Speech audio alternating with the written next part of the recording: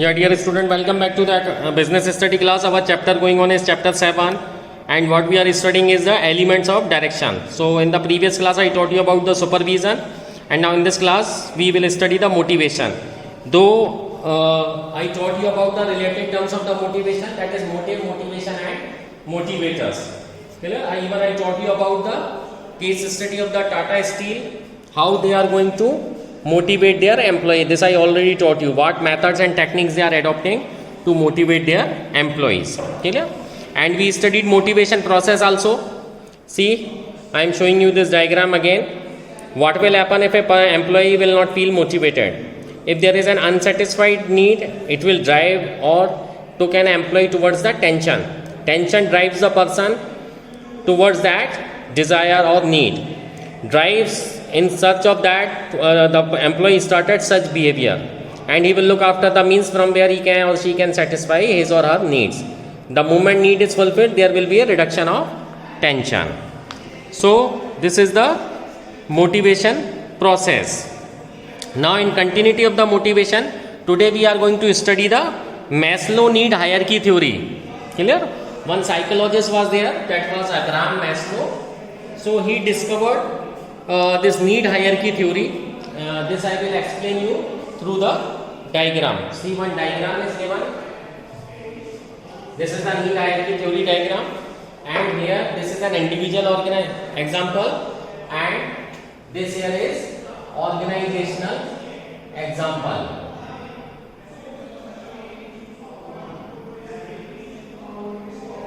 To this we can say this is an extension of motivation process. The motivation process is explained in detail by Maslow. See what he has said. Since motivation is a complex process, and I am continuously telling you the most tedious task is to take out the work from the humans, because human mind is the most unaesthetic mind in the world. So to take out the work from the humans is very tedious task. So in order to take a task from an employee, several types of techniques are devised, and in this way the Maslow has extended the motivation process. See what he has said. Since motivation is highly complex, many researchers have studied about motivation from several dimensions and developed some theories. These theories help to develop understanding about motivation phenomena. Among these, Maslow need hierarchy theory is considered fundamental to understanding of motivation. Let us examine in detail. Abraham Maslow, a well-known psychologist, is a classic paper published in 1943 outlined the elements of overall theory of motivation. His theory was based on human need, and he felt that within every human being there exists a hierarchy of 5 basic needs. First is basic physiological needs. What these basic physiological needs ask for is the food, clothing and shelter. It is the primary need. Hungry, thirst, shelter, sleep are some of the examples of this need. In the organizational context, basic salary help to satisfy these needs. That is why our salary structure is devised in this way. So the basic structure is starting from the basic salary. This is basic salary. What does it mean? The minimum thing which is required to survive a person. So, and afterward we have added that DA. That is called dearness allowance, in order to fulfill the second step of the psychological need hierarchy theory. That is safety and security need. Once the requirement of food, clothing and shelter is over, the person look for safety or security needs. In order to fulfill that, we provided one allowance that is called dearness allowance. Dearness allowance. Why? This allowance is generally given to cope up with the inflation, and at the same time to fulfill the safety and security needs of a person. These needs provide security and protection from physical and emotional harm, job security, stability of income, pension plans, etc. Third, affiliation and belonging needs. These needs refer to the affection, sense of belongingness, acceptance and friendship. The moment your basic physiological need and safety needs is complete, then you look for belongingness or affiliation. Person will go to the join the club. Why? Just to enjoy in the night or in the evening. So what are those needs? Those needs are belongingness and affiliation needs. Clear? These needs refer to affection, sense of belongingness, acceptance and friendship. Fourth, esteem needs. These needs include factors such as self-respect, autonomy, status, recognition and attention in their office as well as in the business. Clear? A person feel motivated, esteemed when he says that I am the only producer of this thing, I am the only supplier of this thing. So these all are esteem needs. And last state, that is self-actualization needs. Self-actualization needs mean in this category we may put Ratan Tata. Now he has completed his entire career of his corporate life. Now he has nothing to do. So self-actualization means he has done or completed all or fulfilled all of his desires. Clear? So that thing is called self-actualization, and this is the last stage, and afterward nothing is required for a person to do in his corporate or financial life. Clear? So these are the 5 basic points which Maslow has devised in order to better understand the motivation process. Now it is based on, Maslow theory is based on the following assumption. First, people behavior is based on their needs. Satisfaction of such needs influence their behavior. So if the person is well motivated and well satisfied in the organization, he or she may never desire to leave out the organization. So if an employee is motivated, the leave out ratio or employee turnover would be very low. People needs are in hierarchical order, starting from the basic needs to the higher level. The moment one need is completed, a person start looking for the second need. The moment second is completed, they will always climb upward. Clear? In this way, the employee keep on increasing or shifting toward the next level. So a satisfied need can no longer motivate a person. Clear? Once this need, food, clothing, shelter is completed, now he doesn't feel motivated from the continuity of this need. He or she definitely should do the next need. Now the safety. The moment safety needs are over, they will look for the friendship, company, good time, it will spend on the good time, leisure time. So in this way, the moment every step is completed, a person or an employee will keep on shifting. So a person moves to the next higher level of hierarchy only when the lower need is satisfied. So Maslow theory focuses on the needs on the basis for motivation. This theory is widely recognized and appreciated. However, some of its propositions are questioned on its classification of need and hierarchy of the need. But despite such criticism, the theory is still relevant because needs, no matter how they are classified, are important to understand the behavior of person. It helps manager to realize that need level of employee should be identified to provide motivation to them. So this is the need hierarchy triangle designed by the Maslow. Now we are going to study the individual example. See, again, hunger is related to the basic physiological need. Second, stability of income. This comes to the second level. Then friendship, belonging, affiliation need, status, esteem needs, and self-fulfillment. That is self-actualization need. This is an individual example. Now come to the organizational example. What an organization will provide you with the basic salary plus DNS allowance, afterward pension plans, then cordial relation with colleagues. If there is no harmony, unity of ideas or direction, an organization will not survive. Job title, training, placement, development, and achievement of the goals. Organizational goals shall be achieved at every stage. Clear?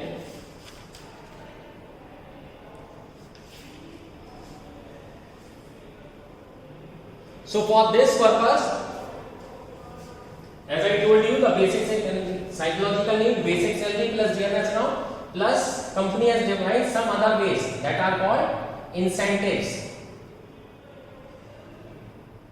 Companies have started providing incentives in order to fulfill the needs of an employee. Clear? Now we are going to study the incentives.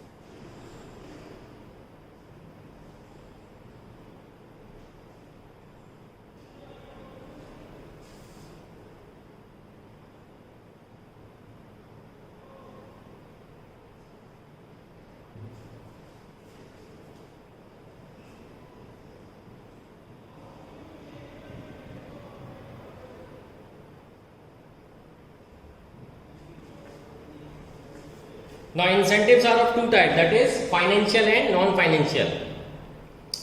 So besides salary, we provide, an organization will provide something extra to the salary. So they are called incentives or perk, not the Cadbury's perk, it's a management perk. So all measures which are used to motivate people to improve performance. These incentives may be broadly classified as two, financial and non-financial.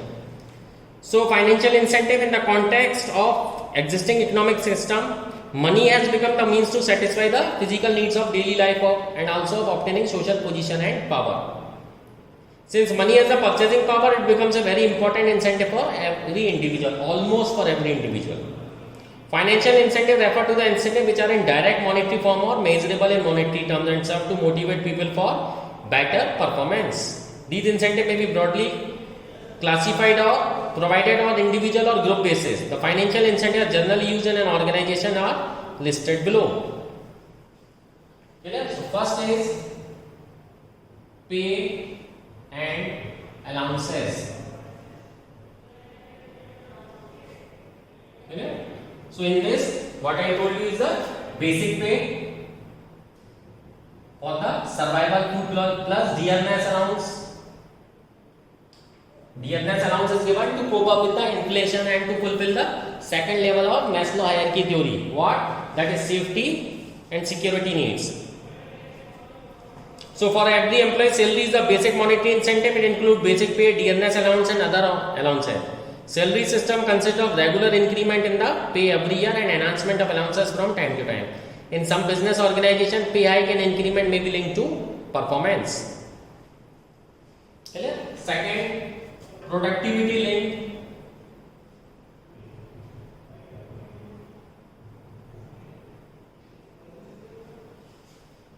Productivity linked wage incentive.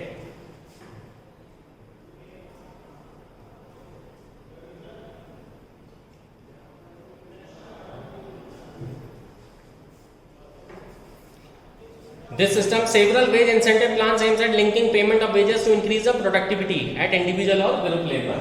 If you remember about the differential piece wage system, it is similar to that. Differential piece wage system devised by Henry Fayol Desai, so that the wage of an employee should be linked to its productivity. If anybody wants to work more, that person shall be paid more. If anybody wants to work less or person has become lethargic, the extra payment is sufficient to motivate a person. Next is profit sharing. Sometimes this thing is also given to motivate an employee. Profit sharing, when some big project is there and huge profits are equal, it is always good to share the profit of that particular venture or project with your employees, which Narayan Murthy is already doing in his company, that is called Infosys. Because if you are not going to share your wealth with your employees will run away. So that is called profit sharing. If you remember in the chapter 2, I taught you one term, scientific management created by Taylor. So what is that? Mental revolution. So what mental revolution says? That alone capital can't do anything and alone labor can't do anything. So both are in need of each other and both shall respect each other. Next is bonus.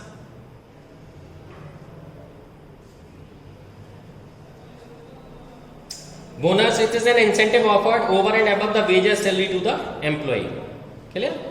Next is co-partnership.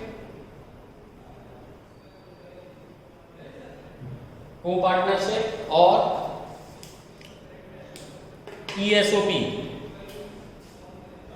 Co-partnership or ESOP, that is employee stock option plan. What does it mean? To give the shares of the company on some standard price or below the market price. Co-partnership. Why? To inculcate the feeling of ownership in an employee, that this organization, you are also the owner of this organization. So to inculcate the feeling of ownership in an employee towards the organization, these type of plans are there. Some share of the companies are given. In some companies have made it mandatory to give ESOP, to inculcate the feeling of ownership in an employee towards the organization like Infosys, Wipro, so many companies are there. Next is retirement benefit.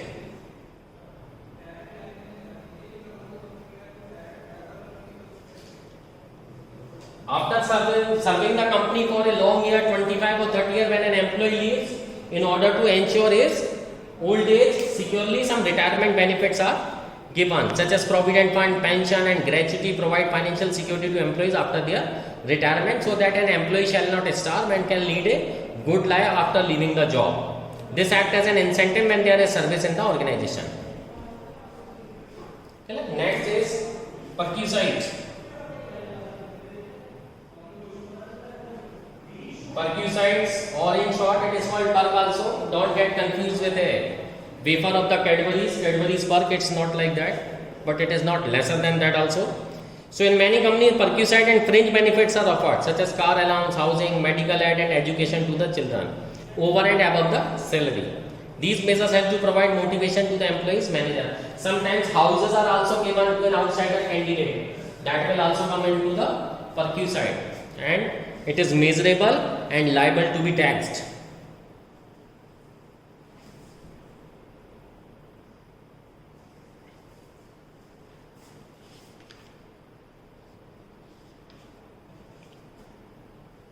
Now we are going to study the non-financial incentives.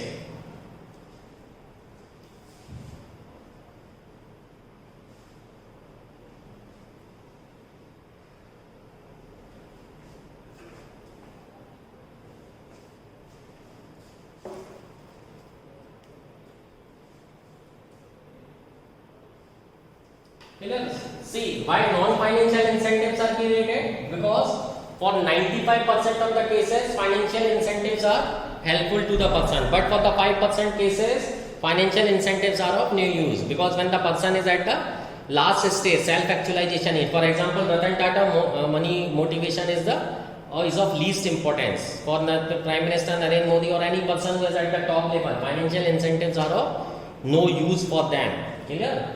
So, for that purpose, non-financial incentives are created. For when you are need a person and you can't satisfy him with a salary, then you can satisfy him with a status.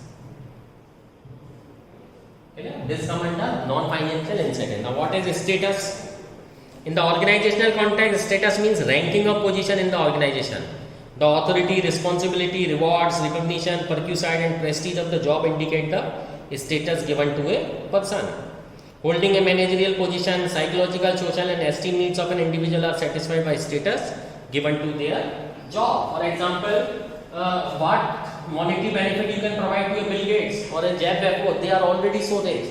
So money is not going to attract them anymore. What is going to attract to them is non-financial incentives. So that thing is called status. Second is organizational climate.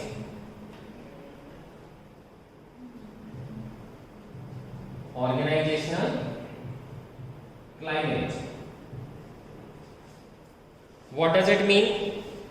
It indicates the characteristic which describe an organization and distinguish one organization from another. These characteristics influence the behavior of individual in the organization. Some of these characteristics are individual autonomy, reward, orientation, consideration to employees. Organization climate are that some companies may provide lesser salaries, but they provide very good working environment. Still people are doing work over there. So what does it mean? As I am continuously telling you, in 95% cases, monetary benefits or incentives are able to attract a person. But there are some factors, while 5% for which non-financial incentives are required. Okay. Next is career advancement.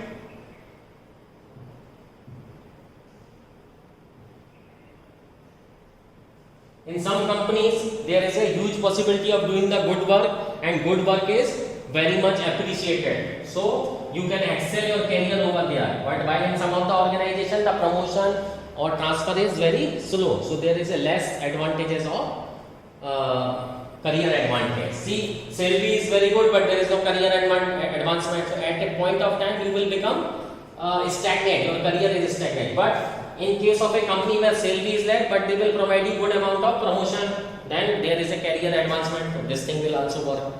It all depends upon the mentality of an employee, what an employee wants in their life. Okay. Next is job enrichment.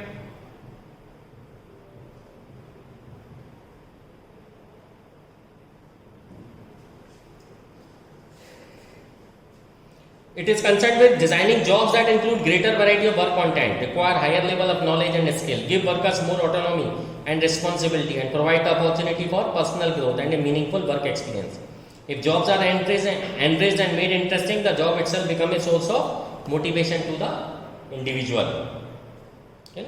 Next, employee recognition program.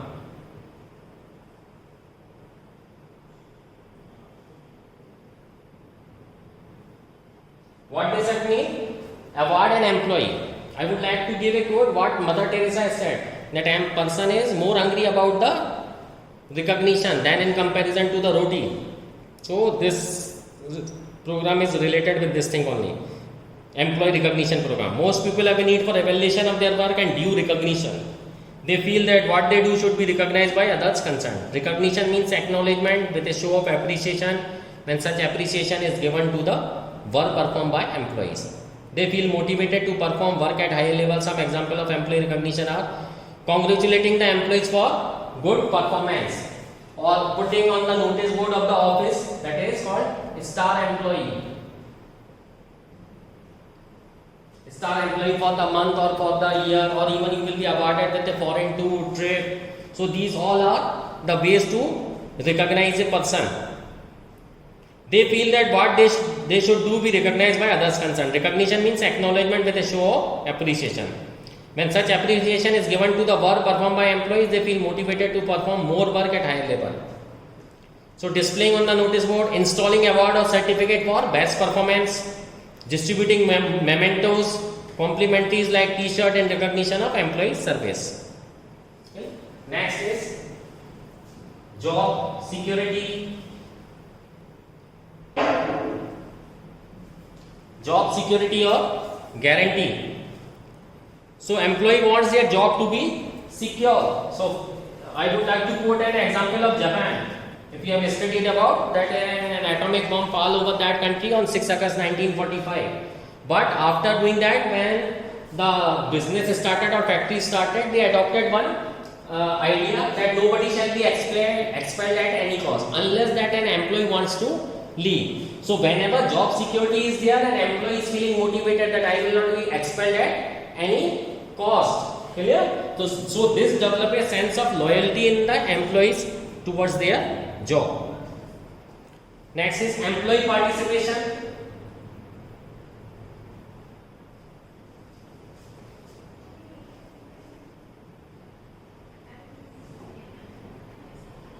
Again, this is a Japanese technique in which every employee is consulted with the new project or with the new ideas. It means involving employees in decision making of the issue related to them. So many times employees are consulted and asked though their ideas is not followed. But this thing inculcates a sense of ownership amongst the employee towards the organization. In many companies, these programs are in practice in the form of joint management committee, work committees, canteen committee, etc. Next and last is employee empowerment. Empowerment means giving more and more power to the employee, but with an accountability. Otherwise, that power will become arbitrary. So, in order to stop an employee to act in an arbitrary way, an accountability is also set up. This feeling contributes positively to the use of skill and talents in the job performance. I hope this video will helpful to you, and one last topic is remaining, that is leadership, that we will continue in the next class. Thank you.